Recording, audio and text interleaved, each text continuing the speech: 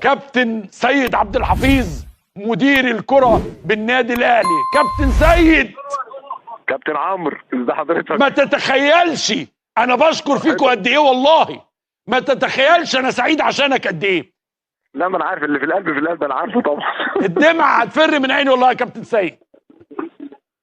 ربنا يخليك يا حبيبي، الحمد لله رب العالمين. مبروك على الثلاثية، مجهود جميل في موسم صعب. النهارده تقول ايه الجمهور الاهلي بعد ما تم عمل الثلاثية للمرة الثانية في تاريخ النادي الاهلي؟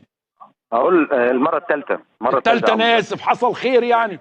2 والثلاثة طبعا. بسيط.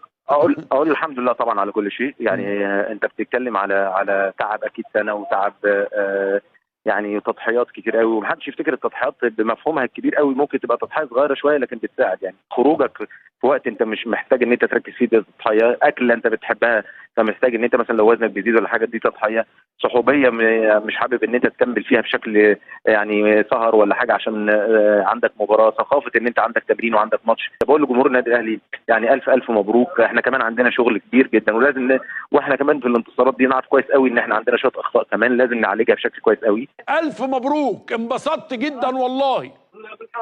ما انا عارف والله، عارف اللي جواك والله، عارف. لا بجد والله يعني. يا رب خليك، الحمد لله. دوركم ازاي يعني في تحفيز اللعيبه بعد الظروف اللي حصلت في اول الماتش؟ ده اكيد بيأثر على نفسيه اللعيبه في الاول، وقنابل مسيله للدموع والكلام ده، عملتوا ايه؟ بص يعني طبعا هو في الاول والاخر كنا ماشيين في طريقين.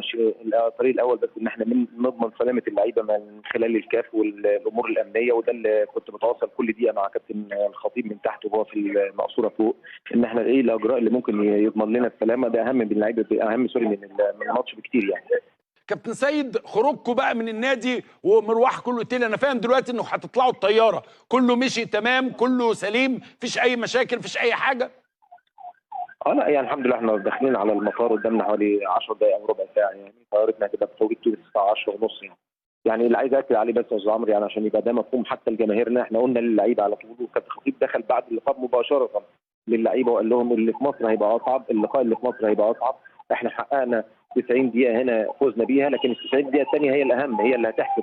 والنهارده كان نص خطوه عملناها بخطوه كويسه، لكن في النهايه ما اتحسمتش لسه. فكره الخصومات هي فكره راجعه للوائح عندنا يعني، يعني مش بالمزاج ولا شخصنه يعني. هي في اسلوب عمل اعتقد ان هو يعني الانجح على طول ان انت يبقى فيه لوائح بتحكمك. الموضوع مش هوى شخصي او واحد بدماغه ولا شخصنه يعني. واحد تعب الصراحه يعني، كل شويه يتكلم في نقط كده ما اعتقدش انها بتاخد مننا اكتر من 10 15 ثانيه يعني. لكن في النهايه يعني انا قلت للكابتن جاجي شكرا، هزعل منك اول كوره جول، واضح ان انا هزعل منه مرتين يعني، في الجول وفي البنالتي اللي حصل يعني. كابتن سيد، قلت ايه لحسين الشحات على الجون؟ بص قلنا له كلنا، قلنا له ملامة صوتية مع سيد عبد الحفيظ مع عمرو اديب. اتمنى يا اصحابي يشيروا الفيديو، تعملوا لايكات واشتركوا في القناة. سلام.